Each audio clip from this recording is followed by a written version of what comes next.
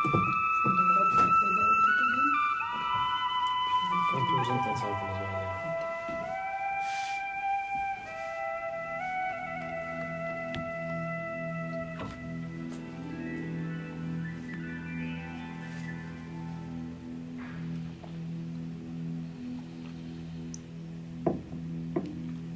If love were a bird, I would stroke her bright feathers. Then I'd watch her fly free, cross the still of the dawn. And if peace were a mountain, we'd gather around her to bathe in her silence, her power, her call.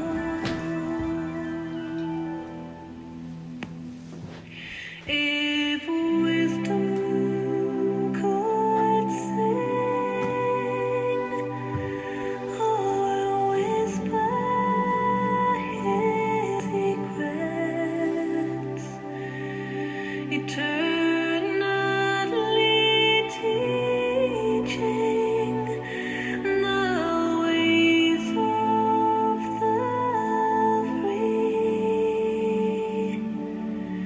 In my mind I can see them, I hear them, and I feel them.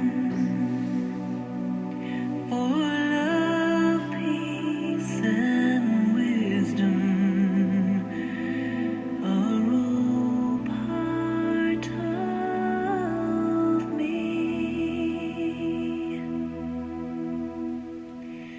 If love has her freedom and peace her expression, surely wisdom will grow like a flower in bloom. The seed has been planted and tended and watered by the prayers of the hopeful and the tears of the brave. We long to return to that place of still waters and sit on the banks under some shady tree. In my mind I can see it, I hear it, and I feel it. And love, peace, and wisdom are all that we need. Some call me a dreamer, some will call me a seeker, one who follows the stars on a quest for the truth. But every believer holds a deep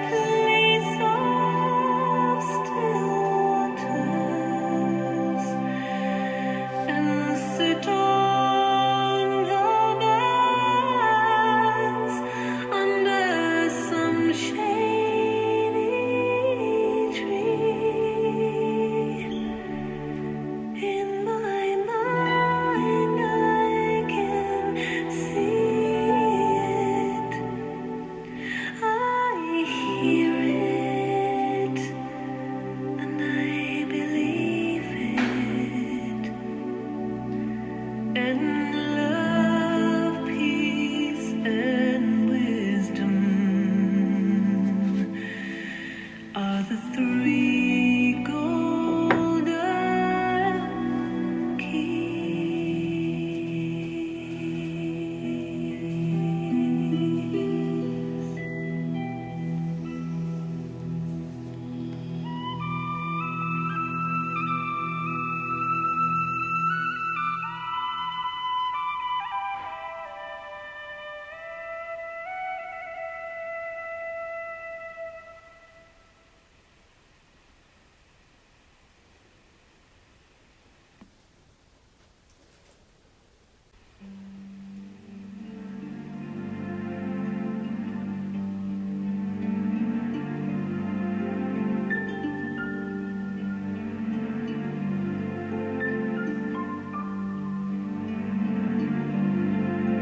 So pack up your weakness, consider your goodness.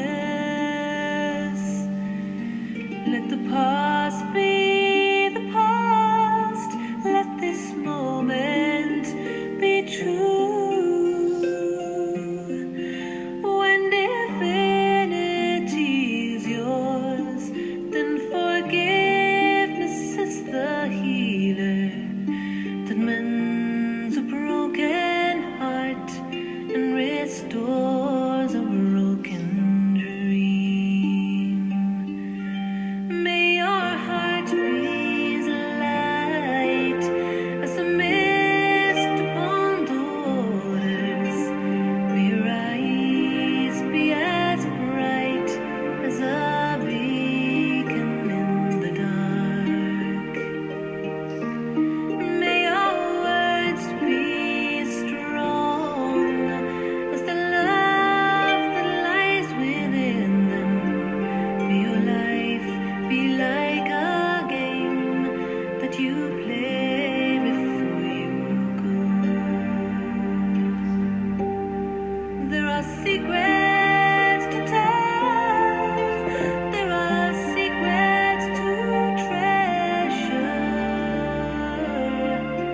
There are burdens to lay down and to carry no more.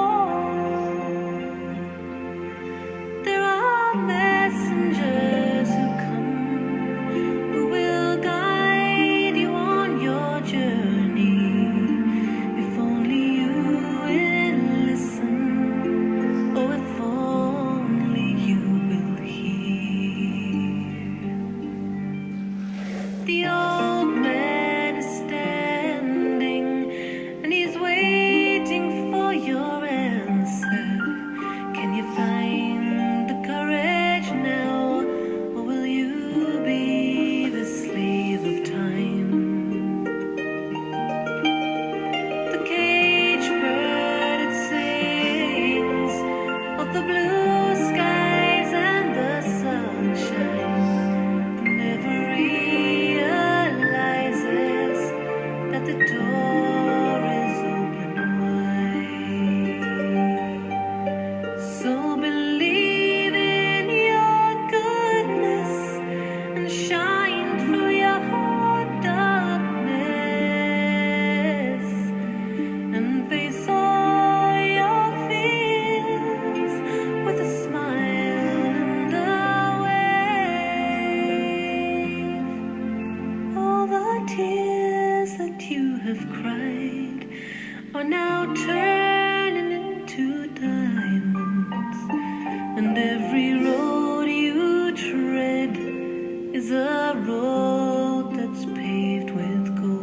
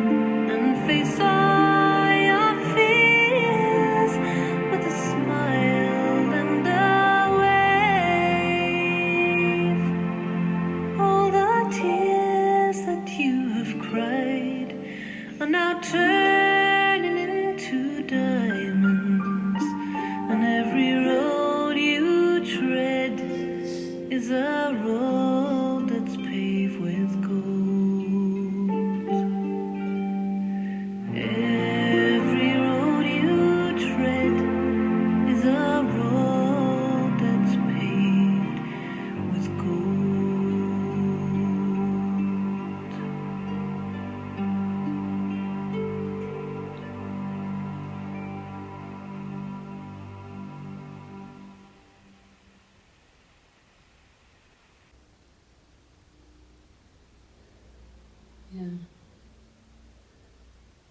I'm going to read a little bit from Responsibility for Sight, the responsibility for sight. We have repeated how little it is asked of you to learn this course.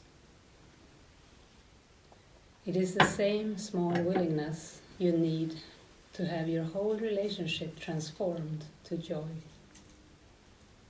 The little gift you offer to the Holy Spirit for which He gives you everything.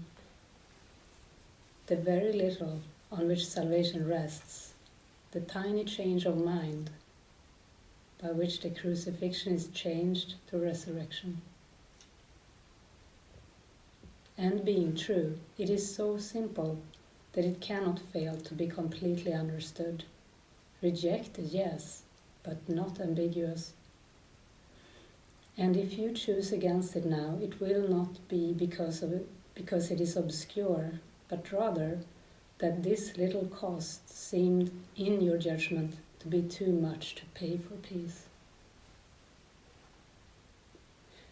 This is the only thing that you need to do for vision, happiness, release from pain, and the complete escape from sin, all to be given you.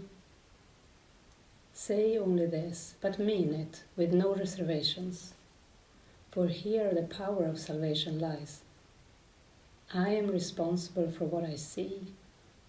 I choose the feelings I experience, and I decide upon the goal I will achieve.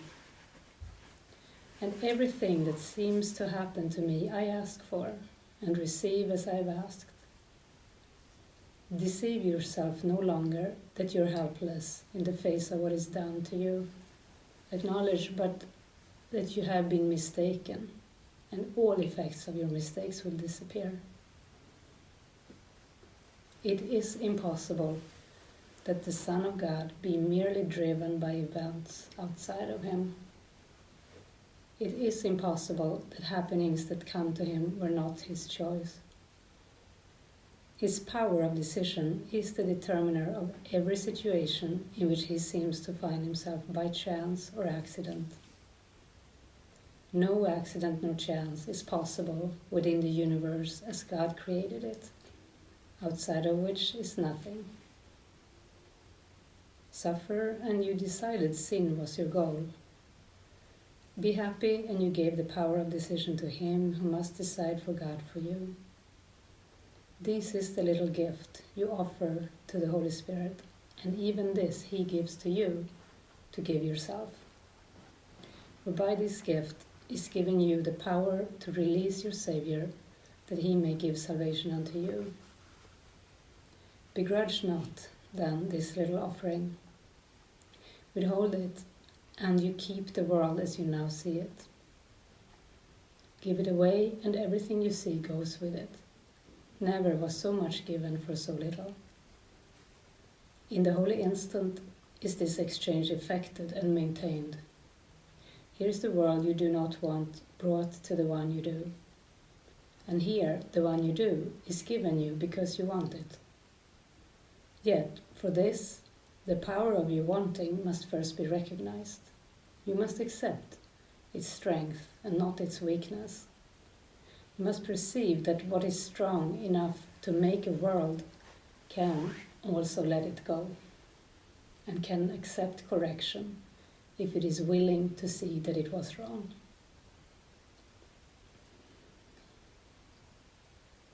The world you see is but the idle witness that you were right. This witness is insane. You trained it in its testimony. And as it gave it back to you, you listened and convinced yourself that what it saw was true. You did this to yourself. See only this, and you will also see how circular the reasoning on which your seeing rests. Not true seeing, seeing in quotes. This was not given you. This was your gift to you and to your brother. Be willing then to have it taken from him and be replaced with truth. And as you look upon the change in him, it will be given you to see it in yourself.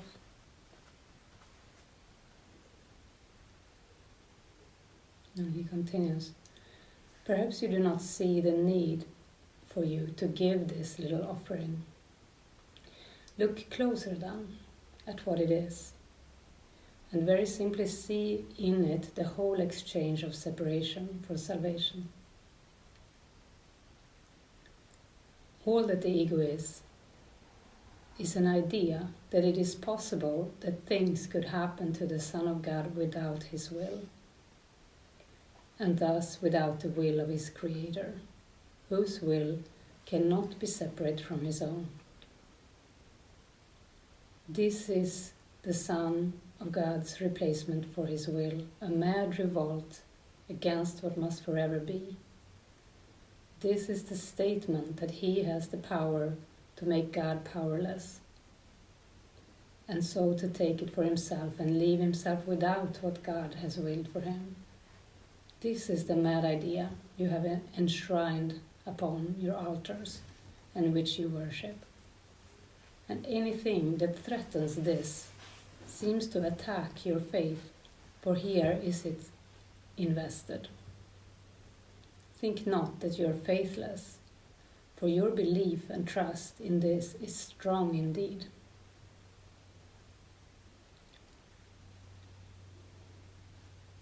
The Holy Spirit can give you faith in holiness and vision to see it easily enough. But you have not left open and unoccupied the altar where the gifts belong, where they should be. Where they should be, you have set up your idols to something else. This other will, which seems to tell you what must happen, you give reality.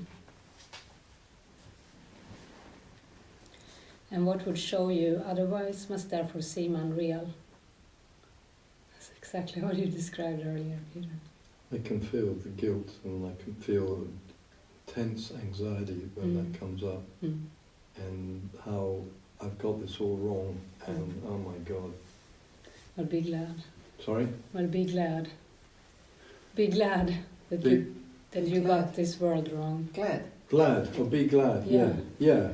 But there's a moment before that where I'm going like, how shameful and appalling this is. Yeah. Yeah. But you can face that and Yeah. realize that. But that's It's where the worth sort of anxiety comes up, because everybody can see what a arsehole I am. Well, this is how it is when you expose the ego. It Yeah. can feel like that, but it's never personal.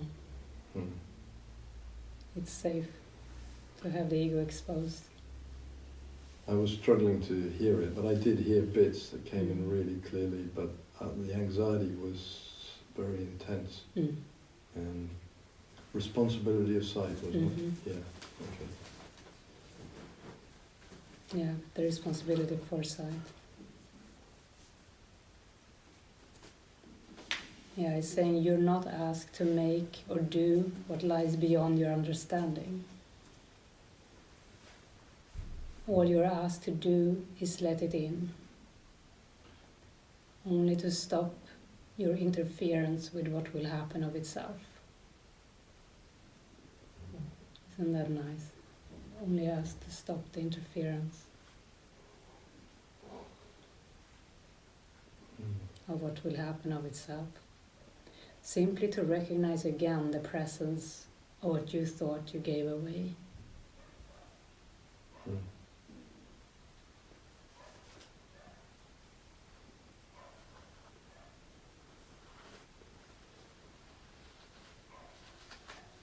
That rings quite true.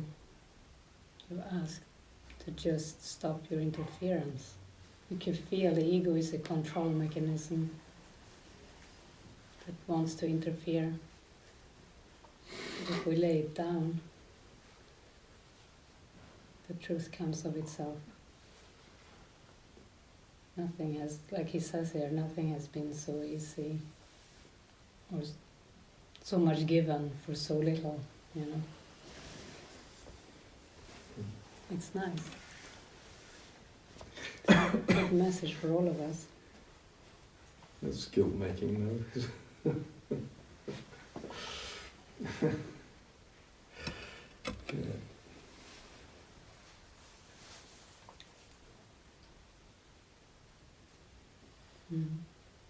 We've already said that wishful thinking is how the ego deals with what it wants to make it so.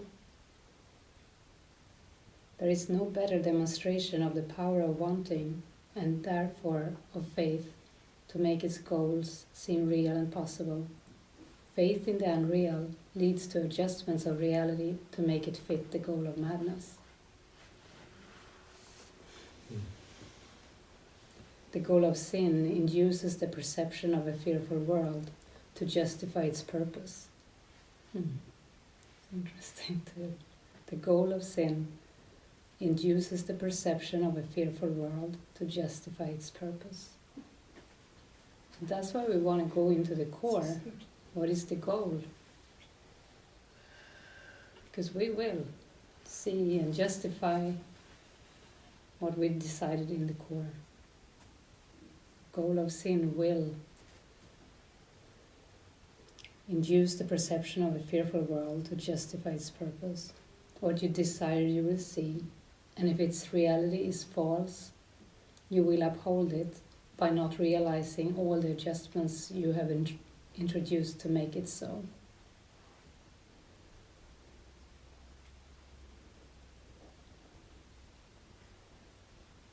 When vision is denied, confusion of cause and effect becomes inevitable.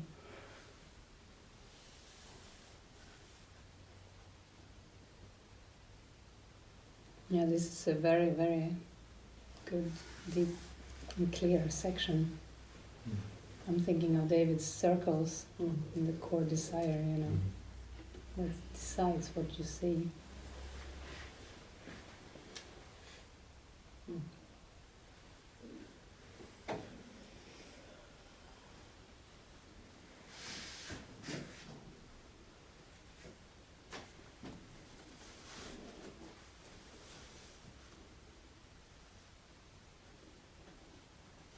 And it's beautiful, it returns the awareness of the power of the mind.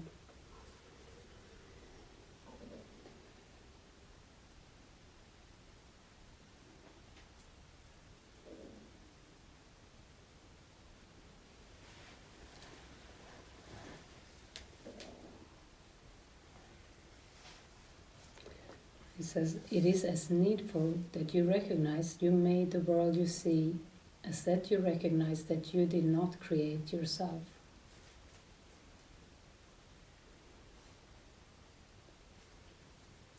They are the same mistake. Nothing created not by your creator has any influence over you. Nothing that wasn't created by your creator has any influence over you. And if you think what you have made can tell you what you see and feel, and place your faith in its ability to do so, you are denying your creator and believing that you made yourself. For if you think the world you made has power to make you what it is, to make you what it wills, you are confusing Son and Father, effect and source. The Son's creations are like his Father's. Yet in creating them, the Son does not delude himself that he is independent of his source.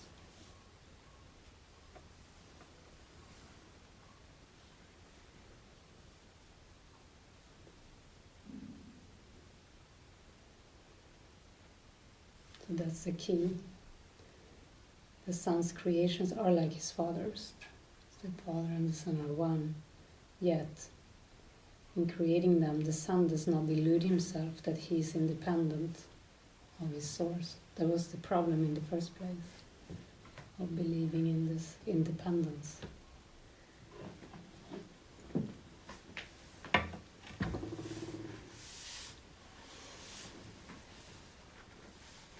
His union with it is the source of his creating. His union with his true source is the source of his creating. Apart from this, he has no power to create, and what he makes is meaningless. He changes nothing in creation, depends entirely upon the madness of its maker, and cannot serve to justify the madness. Your brother thinks he made the world with you. Thus, he denies creation. With you, he thinks the world he made him. Thus, he denies he made it. Yet the truth is, you and your brother were both created by a loving Father, who created you together and as one. See what proves otherwise, and you deny your whole reality. So if we look at what proves that we're different and separate, we deny reality. But grant that everything that seems to stand between you and your brother, keeping you from each other and separate from your Father, you made in secret. And the instant of release has come to you. So realize you made this in secret. And the instant of release has come to you. All its effects are gone because its source has been uncovered. It is its seeming independence of its source that keeps you prisoner.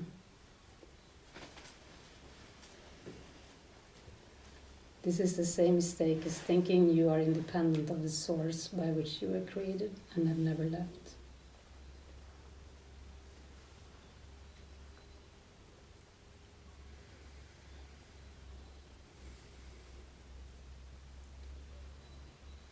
So this sounds really good, right?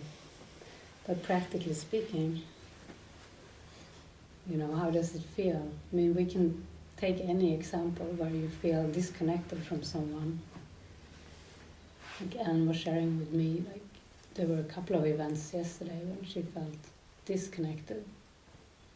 Like I was with Anna a little bit in the store towards the end. And then the cleanup later on. But, and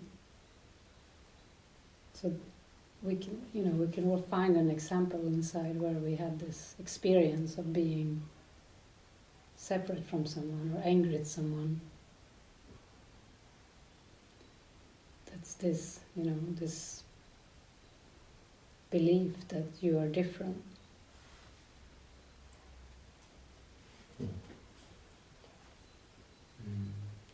And he's saying you need to see that you made this in secret.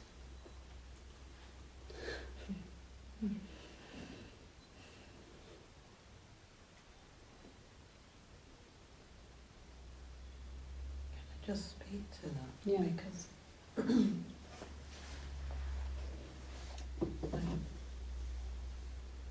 as you were saying, a lot of the words, I really could see the picture and what I was doing, but then I do feel the ego comes back with justification.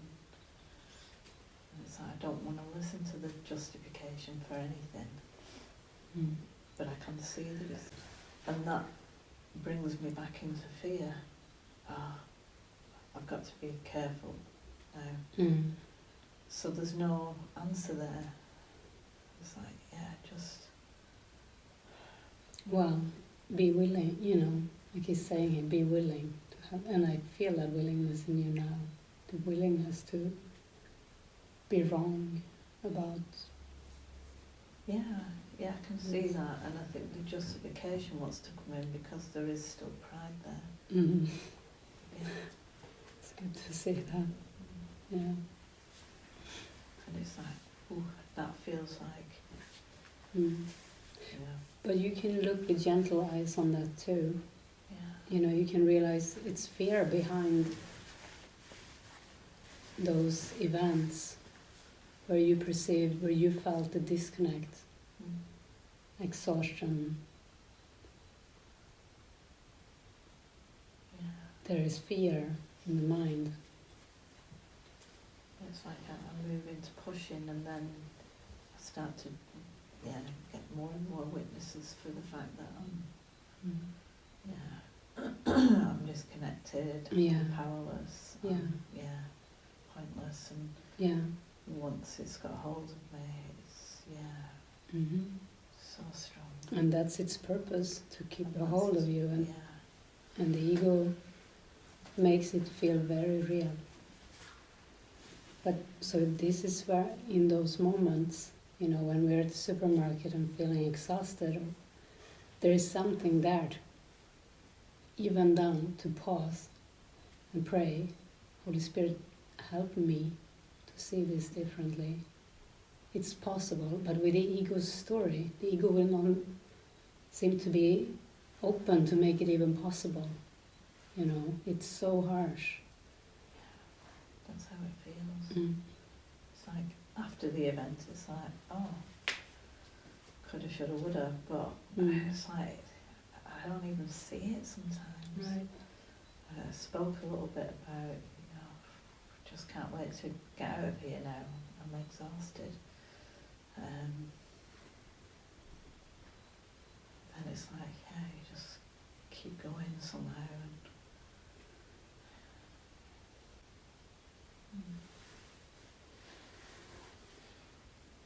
But I can see, you know, the core desire of the ego and joining with that at some level, and how hard it is to,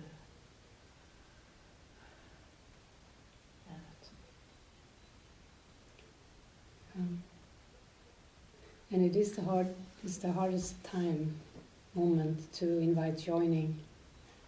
You know, when you feel you're so in that darkness, in that experience. But how beautiful it could be if the two of you would even go sit down.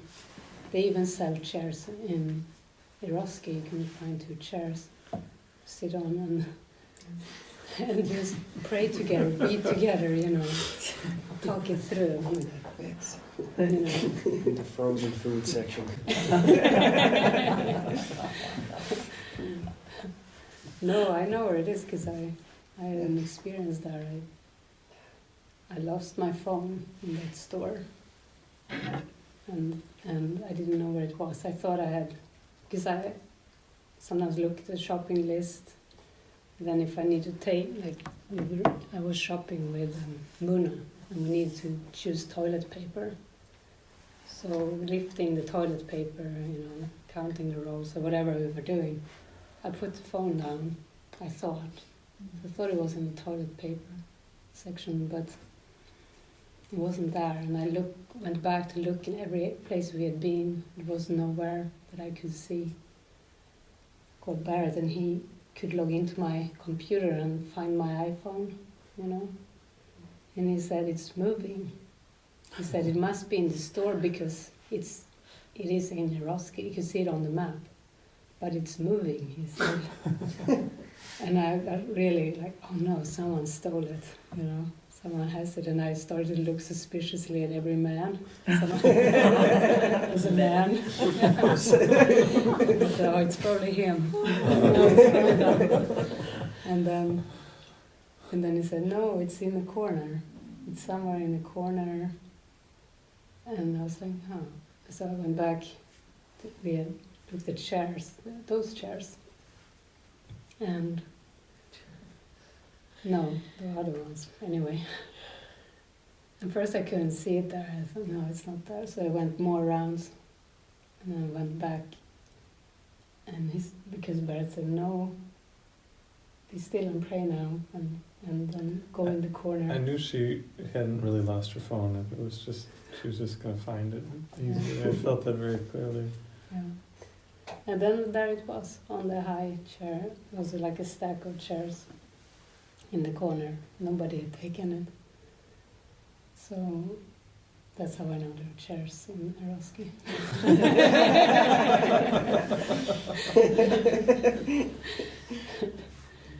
So yeah. But that felt like a miracle. But yeah, it could be helpful to pause. And this is the hardest time to remember to do it. Because the ego has so much evidence that the harshness is real and the hopelessness, the darkness, helplessness, It's so everlasting.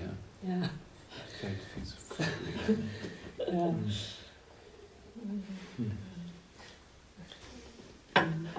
And to join about the projection too, to dare to say, to dare to say to Anna, I have this harsh feeling against you now, and I don't know how to deal with it. I want to think they're true, and I want to think this whole thing is wrong, just to express it. It is only the hidden can terrify, not for what it is, but for its hiddenness. And that's the secret he's talking about.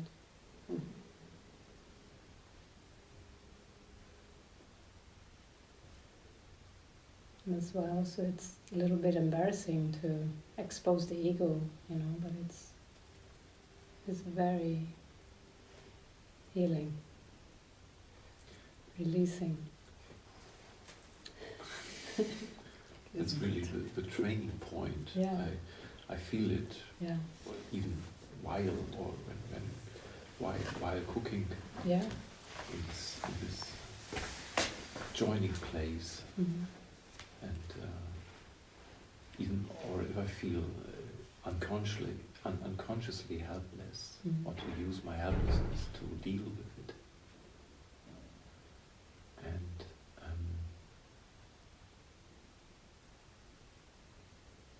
my fear, yeah. Yesterday, Matthew suggested, okay, we cook together, you lead. The fear immediately. Mm-hmm. Wow. I'm not sure. I'm helpless. Mm-hmm. So, but we did it. We prayed. We were quite open to. But it's always the temptation to shut off, to shut down, to stop communication, to be on my own, and to figure out the things on my own. And behind this feeling of helplessness, I'm alone, and then it seems to be so difficult to communicate. Mm-hmm. Yeah.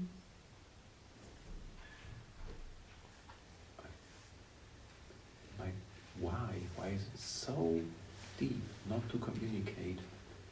Fear. Mm-hmm. My brother. Yeah, because it's a self-concept. It's a huge protection of the separate identity. Huge, strong. It's like fear of death underneath it. Don't reveal who I am. That kind of. Therefore, it's so strong, so deep, because it's death. My Yeah. death wish is Yeah. behind it. Yeah. My whole existence, seemingly, so as if it's my existence. Yeah. The ego fears the undoing of its thought system as if it is the fear of death.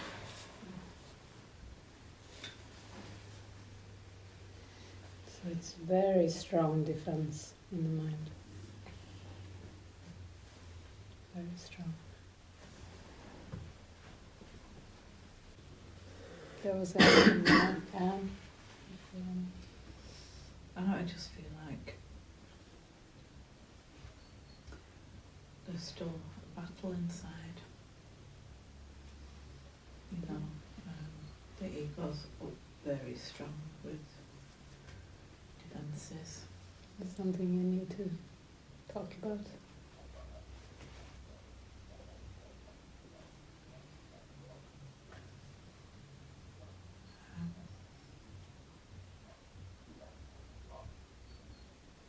No, I don't really know any words or anything to say. Defenses like they are wrong. Yeah. Something's wrong. Yeah, something's wrong. Something's wrong. You can't choose peace. So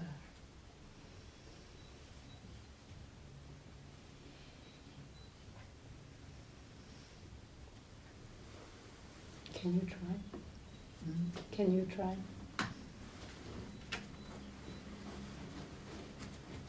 yeah, I think that's what I'm really trying to do is like, yeah.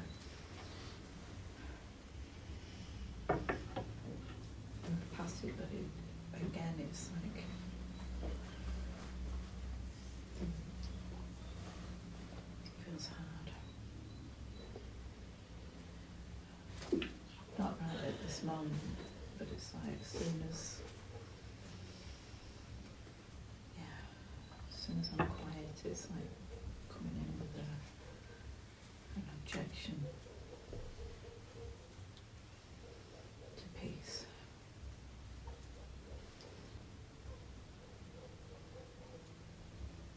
I'm so scared of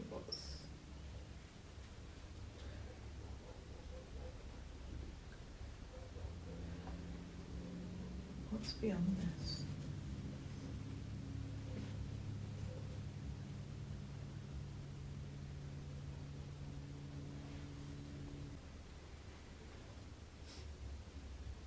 It just feels like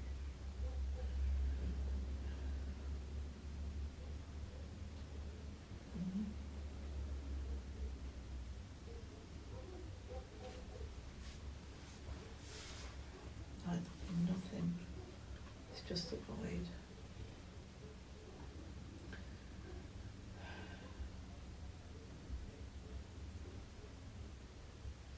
Because I'm not worthy of anything better. That sounds like an angry thought.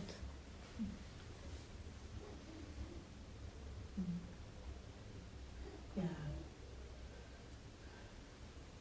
It's like here, where I am now, it's not angry. As soon as I'm quiet, it seems to build up power. So if you try to look behind the door, this place, you said it's so hard to look behind it, or beyond it.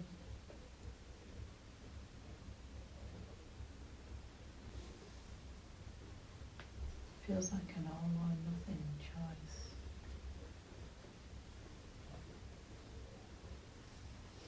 I can't be, it's like a real separation thought. In order to be okay, I have to be totally alone. But I'm not okay. Totally alone. I don't know where I'm going. It does feel like death.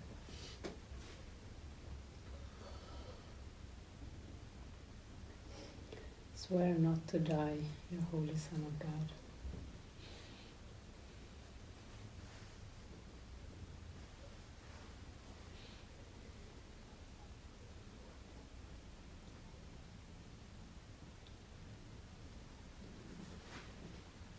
I don't believe death is a good option.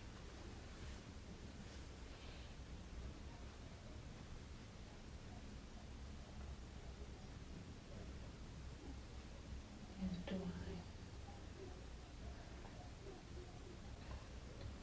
I don't know what's talking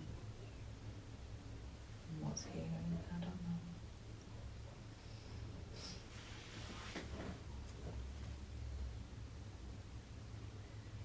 So there is still it feels hard to forgive.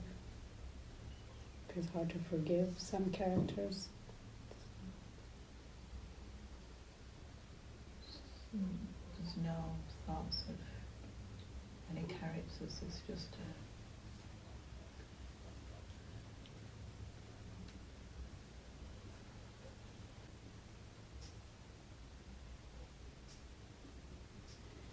this is what feels like death. This feeling like I gotta escape. I gotta get out of here.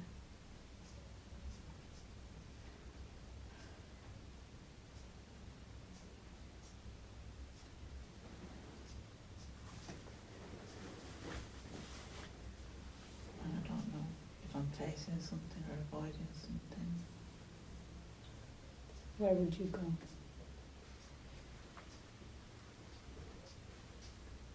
And there's nowhere to go. And that's the scary thing. Yeah. Heaven is not a place or a condition. It is a state of mind.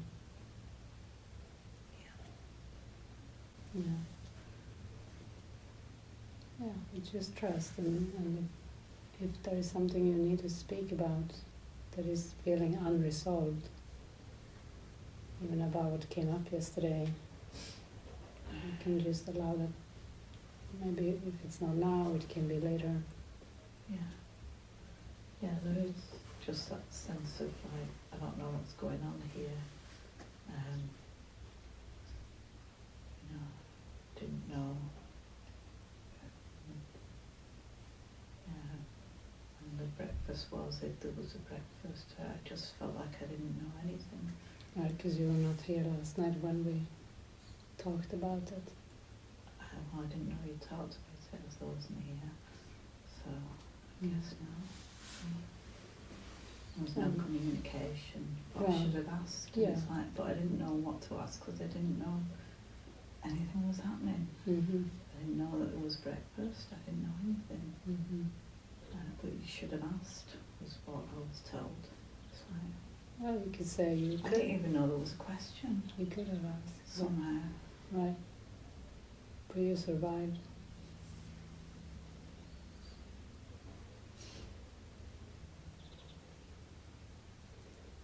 Yeah, and that maybe that moment when you left last night, when we were meditating for a little bit,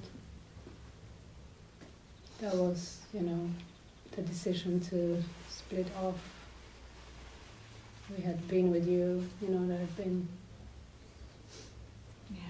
joining with you, but then you left early. Yeah, I felt some anger coming up. So yeah, I couldn't deal with it here.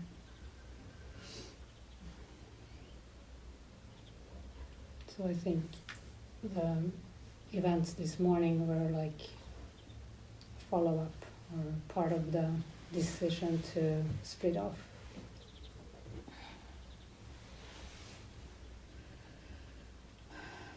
Yeah. And obviously it didn't come to anybody's mind to let you know about it.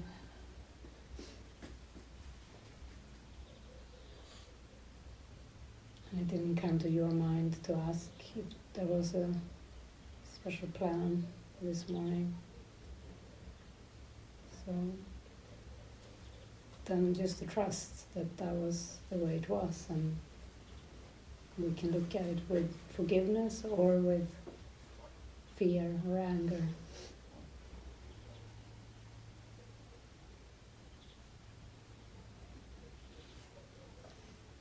Because with the ego, it's like, I would be at peace if this or that would be different.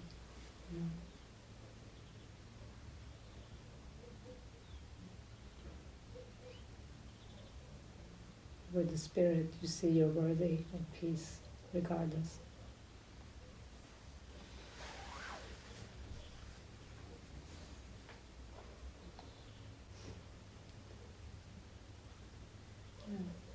We go to Matthew. You can allow this to be read through.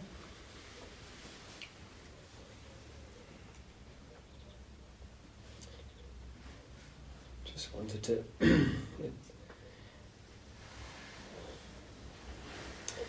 just expose fear of sitting here. I've been doubting whether to share because it just kind of didn't happen. I wanted to share from the beginning this morning, but just didn't seem to come in the right, didn't seem to happen. I thought maybe, it's not guided, but I think I've been managing the same fears for so long. I think I'm so used to just sitting and not saying anything, trying to manage the fears. But maybe it's just helpful to say, I feel afraid. But, see, I'm not even... There's a moment, it comes and goes in intensity. There was definitely a while during some of the shares I was really in touch with this core fear. It felt like really then it seems to go, and that's the pattern it takes, you know. Sometimes it's there at the beginning, then other times at the end of a gathering. Maybe there's not much to it. And that was it. Hmm? Yeah, just that exposing of it. Okay, yeah. Mm. Yeah. I was thinking about other things to share, but maybe it's, I don't think I need to just, yeah, there's nothing else. I feel okay right now.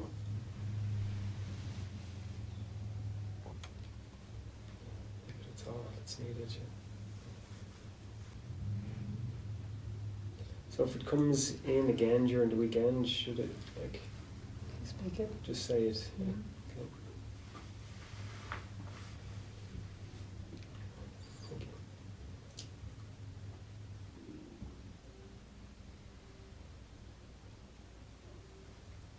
Do you want to share anything, Laurie?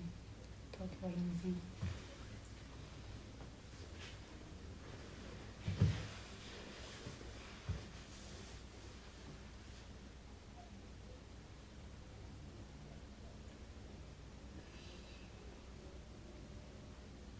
Probably just some irritation.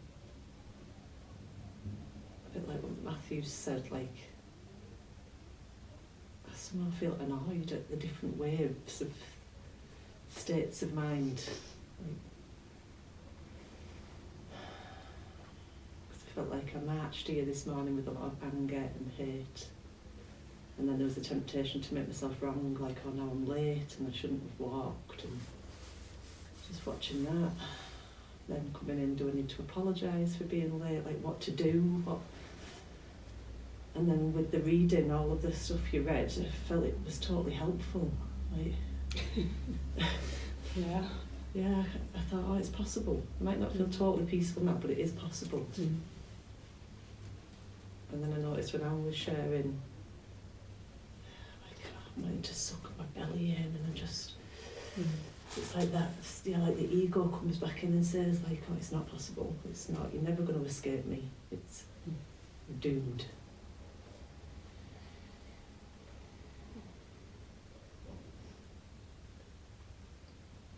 And I feel annoyed. I don't know, something like I feel angry that it's just, why does it have to be so hard? It doesn't have to be hard, but to the extent that there is guilt, there will be this fear and fluctuation. Yeah. It feels like an addiction to making myself wrong. Mm. And then it shows up in form of someone attacking me. Yeah, it's all your fault. Mm. Well, you know it's not true.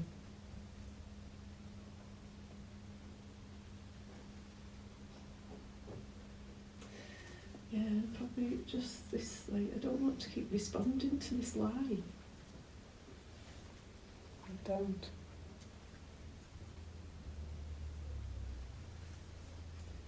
I didn't sleep last night much, and I've had like a twitchy eye for weeks. And last night I felt like I had a splinter in my eye. Mm. And there was nothing in it, but when I moved my eye I could feel it moving around, and Mm. I just staring at the line from the course, like, remove the log Mm. in your own eye. And there's fear. Mm.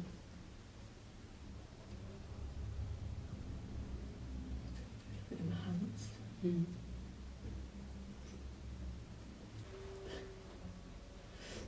And it's probably a fear, just a fear of the feelings as well. When the anger and the hatred is there, I don't know what to do with it.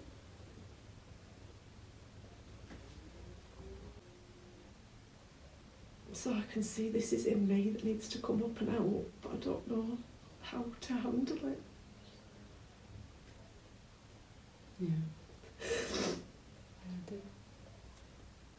To hand him over to spirit, you know, to trust. Hand him over to trust. Yeah. You're innocent. I had an experience on Boxing Day where I kind of woke up with stuff, and then we did the meeting, and afterwards I felt so clear, like I'm going up the mountain today. when Gareth was in resistance, he was like, let's go on the lake, I don't really want to walk uphill, there was all these excuses, and I was like, no, it's very clear that's what's happening, I'm going alone, if you know, but that's where I'm going, you can come. Anyway, he came, and he just expressed all the way up the mountain. And we stopped and sat for a bit, and there was more expression, and it was just this. I just felt so present, and like,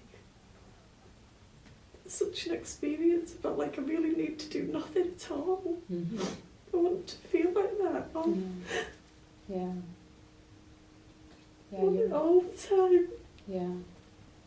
You're worthy of that experience all the time.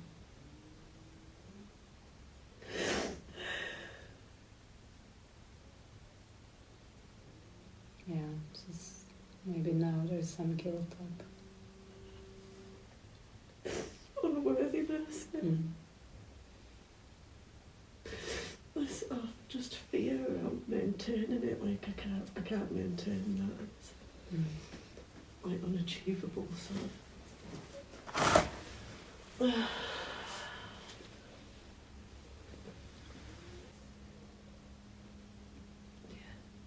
But these thoughts, like I just want to get better at exposing this guilt and exposing this guilt and exposing this guilt. Yeah. Just Be a pro at exposing the guilt. Yeah.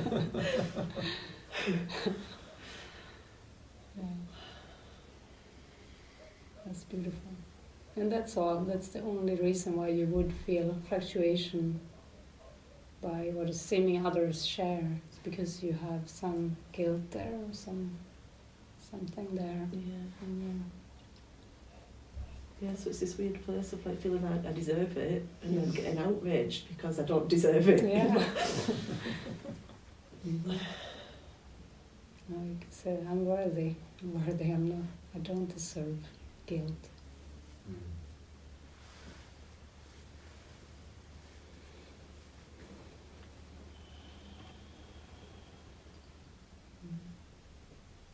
Thank you.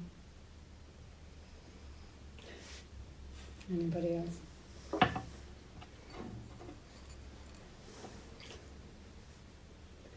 And maybe it's helpful for you to speak about specifics. If you feel like it's kind of stays there.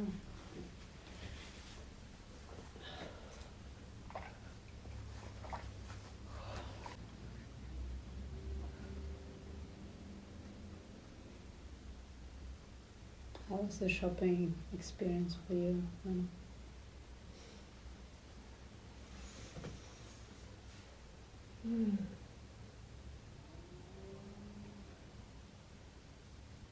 I felt joined with Anne,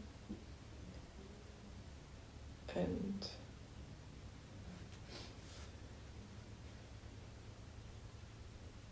I felt it all went like that we could hold the energy somehow and not lose it halfway. So, but it was maybe a little pushing because there was a lot on our wagon and a huge store that we haven't been in before. Going to Macedona is more, you know, the lanes and it's more handy or close by. This place was huge. So that was my exhaustion.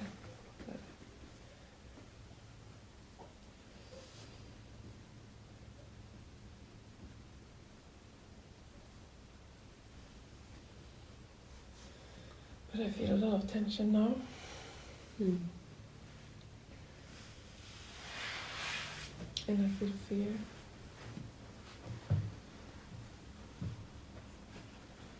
I think fear of exposing distrust or this doubt, piece of doubt. and that it hides somehow. It hides it.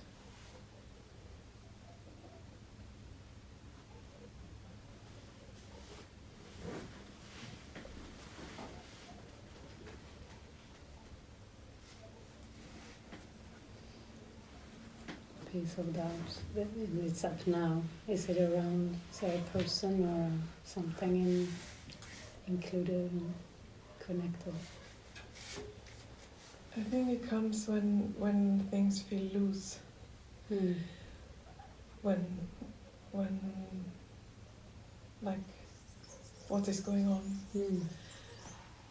and maybe in a way fear of this chaotic feeling that when ego stuff becomes louder and take over, and that it will become chaos. Like maybe I'm afraid that it could not be handled or something.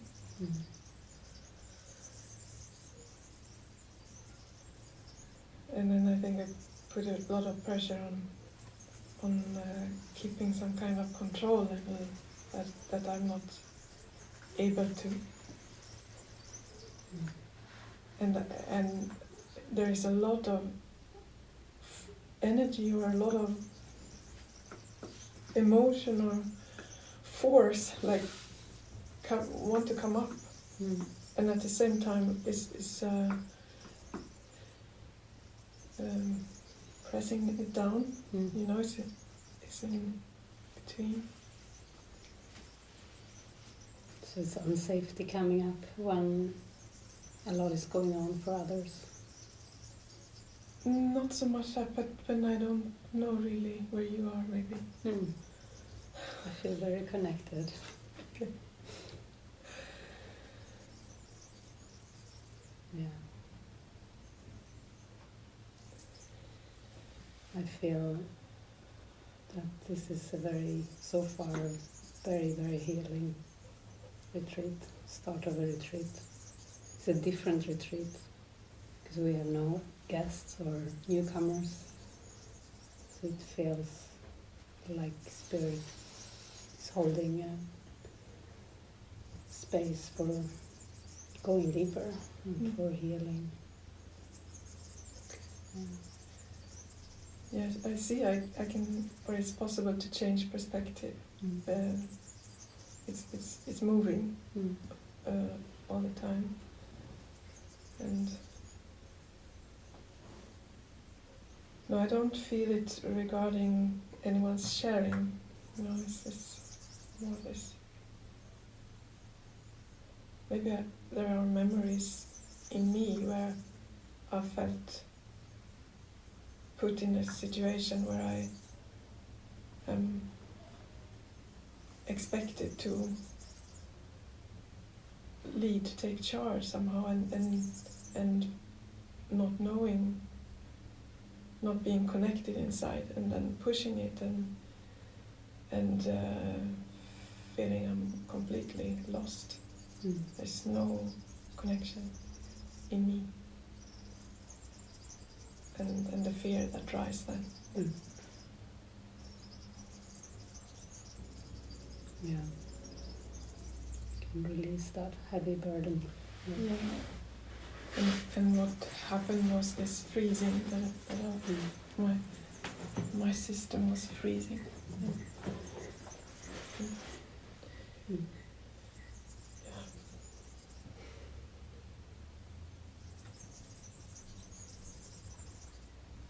I can let it go now. Yeah. Maybe also fear of being judged is included, or being seen wrong, that what I am not.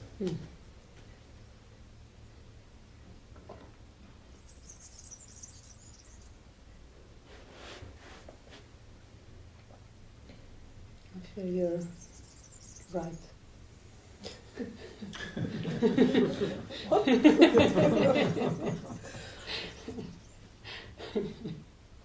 do you mean?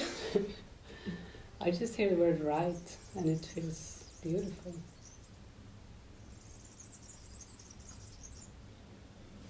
Spirit is right. We can trust that. Yeah. I think it's all about that. Yeah. There is trusting that it is spirit that is, Yeah. yes, that releases pressure. Yeah.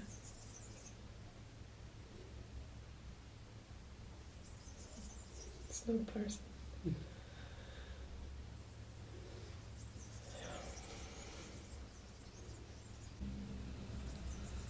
sitting with something? Hmm? Are you sitting with something? Or you just connecting? I don't know, yeah. An experience in the middle of the night that just keeps coming up. I don't know if I'm to share it. It felt quite significant for me. It was with Lulu. I was just going to try it. She sleeps in my bed. And she's done that on and off, sometimes with Peter, sometimes with me. She always lay here. I'm on my side, and she lay right here, on top of my duvet. And in the night, and it happened before, but suddenly I was aware that I kind of, lay on one side, and I can't turn around and lay on the other side because she's in the way. And suddenly I realized I was kind of struggling. It gets hurt on my hip if I lay on one side for too many hours, and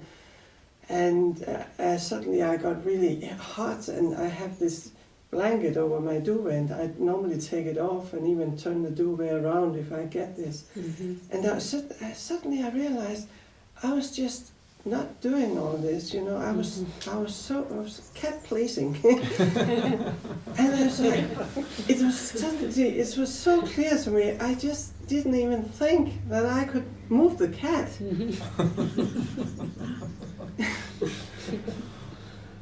And suddenly I just sat up and I looked at Lulu and I took her and I said, I love you, Lulu, but you're not going to be here right now. And then I put her next to me on the other bed. Yeah. And she just, and then she just lay down and slept. And I was like, wow, I haven't done this for, it's just like, suddenly something was so clear in my mind. And this all seems to connect with my sister and all the things that I've been going through for some days. And writing letters to her I didn't send, sharing with Peter, finding out I still wanted her to understand. I still want to change her, and it's just something about I can just say what I need. I can just, and it's not. I'm not violating the cat,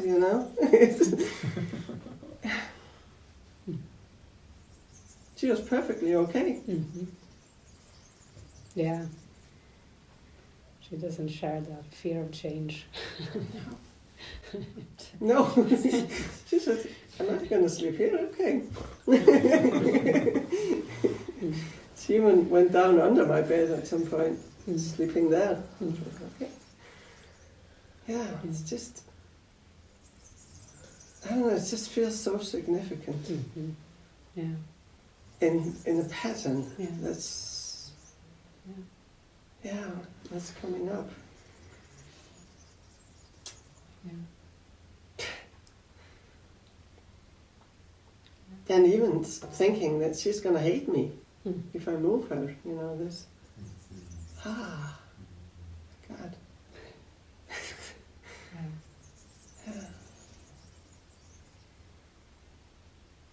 Yeah. So deep, and my fingers are actually just telling this. Feeling numb, or tickling them. Yeah. feels good that you're looking at this. And it feels so stupid. Mm. So incredibly stupid. Mm. I even have shame of saying that that a small thing like this can be so significant. But yeah. Yeah, shame that I haven't been able to see this. No, it's worthy of celebration. Yeah. There's no such thing as a little miracle.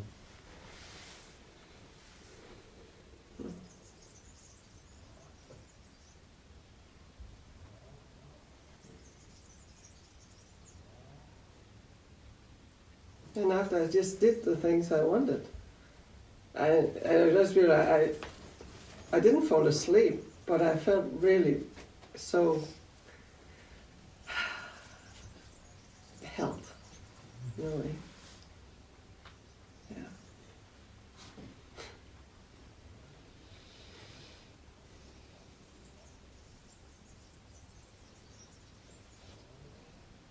And I didn't blame the cat. I didn't blame Lulu.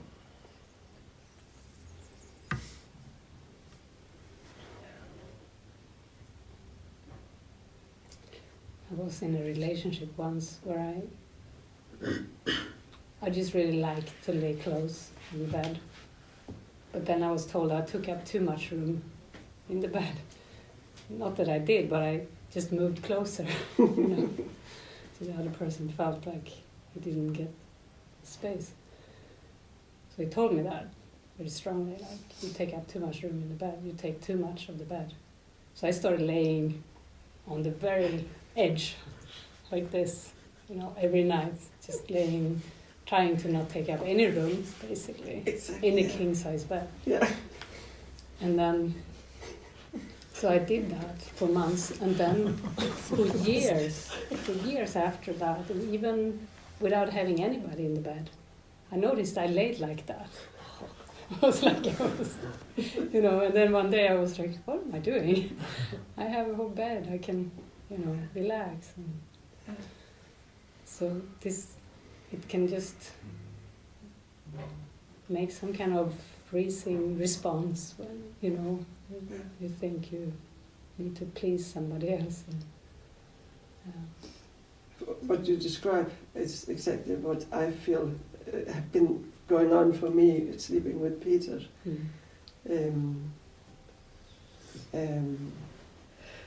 Because he had mentioned that, you know, there's no space for him, and then I'm like, oh, but I'm laying all this place. Well, there might be something there about this. And maybe the Spanish beds For are me too to small. look at. You're both Yes. like big people, you know, Yeah. and Yeah. the beds, little queen beds, they're really small. They are really small.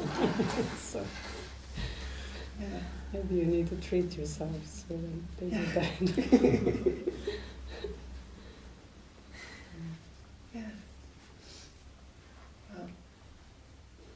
I remember in Javier, I think it was usually downstairs, and there was something, it was a water bottle in between you, Yes. but it was perceived as if it was someone's arm or leg or something. I felt he was pushing me, like, Right. kind of trying to tell me that I took too much space. Mm. Yeah.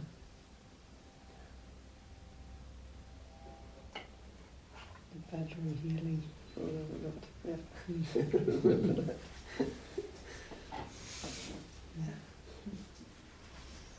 Mm.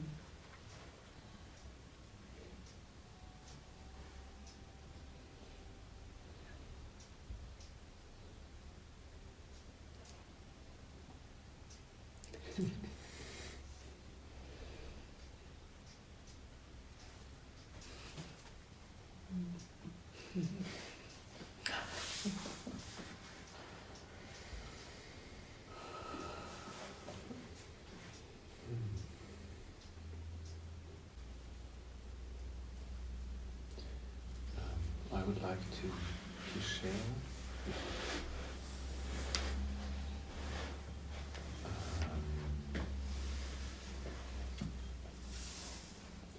because I have a thought in my mind that's still remains about my daughter. But today is a special day, end of the year, and maybe I should call her, or yeah, because it is expected. Right. That's. Yeah, it's expected. So it's guilt behind it. Mm-hmm. And who is in your mind when you say it's expected? Pardon? Who is there? Someone coming to mind when you think of how expected this is? In my mind is my daughter. She expects it. That she, or somehow it is expected. I have to, I should. So it's not very specific, but it's like a feeling. I see her and I see me. Now it comes to my mind her mother. But, Yeah. Now as you Yeah. as you have asked. Mm-hmm.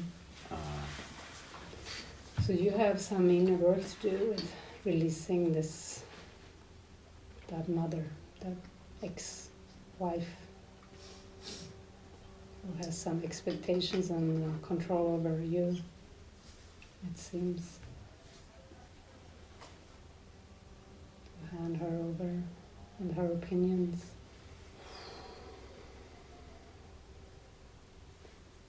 Because I don't think you should call her. There is no should. That is very helpful. Yeah, it comes, I have never realized this, the role of her mother. Right. I think it's close, it's done with her mother. But still you use her, or the guilt is using, there's still guilt there. Yes, there is guilt. Yeah. So being here, I pray to be completely here and present here with you and with this beautiful sharings here on the retreat. And there's a part of me that feels guilty being here. To dare to be completely here and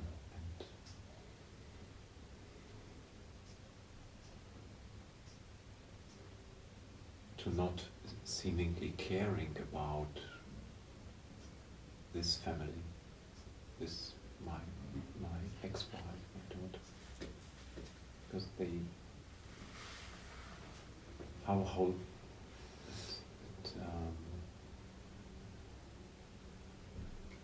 I have the possibility to do this, and they don't. They don't have. do. They do. Everyone has the possibility to go for God, to do this. Yeah. Yeah. And the invitation is always there, every moment it is there. Yeah, and I think they could see it as solely as an vacation, good time in Spain, sunny time in Spain. Not that I go, I'm... Maybe you need to tell them what it is you're doing. I think they know it, but it's my thought. My ex-wife knows what I'm doing with the course. And she doesn't agree with it. You have really no obligation towards her, because she's an ex-wife, she's not a current wife. She's an ex-wife that you have left behind. You happen to have a daughter together with her, but that's all. You Yeah. don't have a real obligation towards her. She's not in your life. She's not sharing this journey with you. No. So really you need to release her, hand her over, and her opinions. Then you can be clear on what your guidance is in regards to if there is anything to communicate with your daughter. Yes,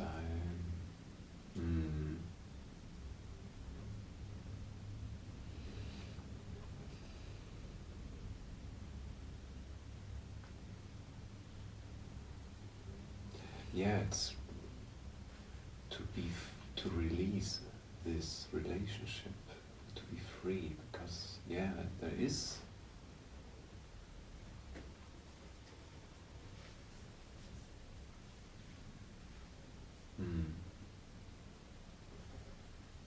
a bond or a bondage.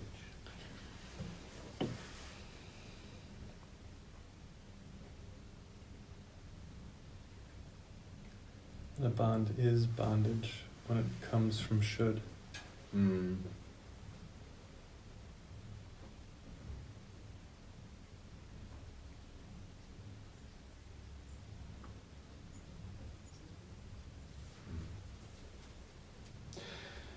Yeah. So to be,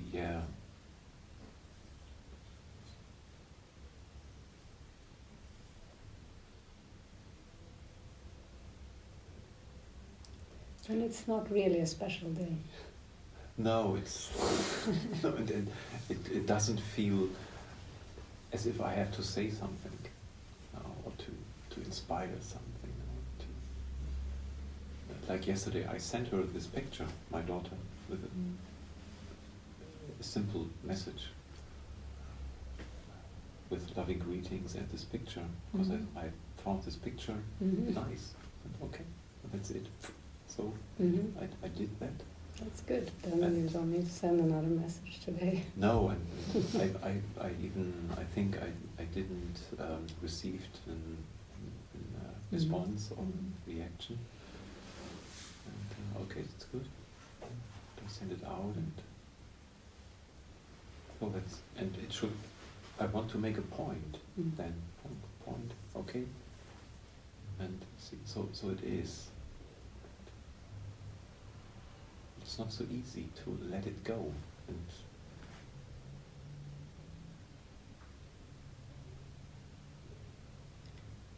So if we can put it on the altar. I would lay it on the altar to give this to Spirit as well. Yeah. May this retreat be useful even for this theme and this recognition. Her mother is involved in my inner shoulds or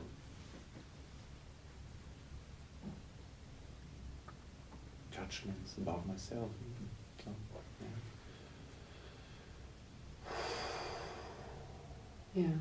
we had to have a lot of fights around that, and I actually hear the words, it has to end, that has to end. Yeah. Quite strong message. Not even quite. Yeah, it was enough. Yeah, it was enough. We did it now. To change each other, to change each other, to try to change. Yeah, but that dependency, or that still having her opinions in your decision making, that's what has to end. To release her. Yeah. Maybe her opinions about me. Yeah, whatever. They're quite maybe more effective right now than I thought.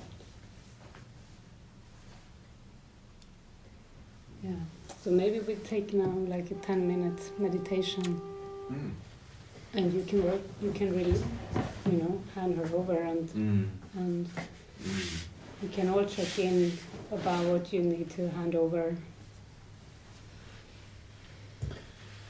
and forgive.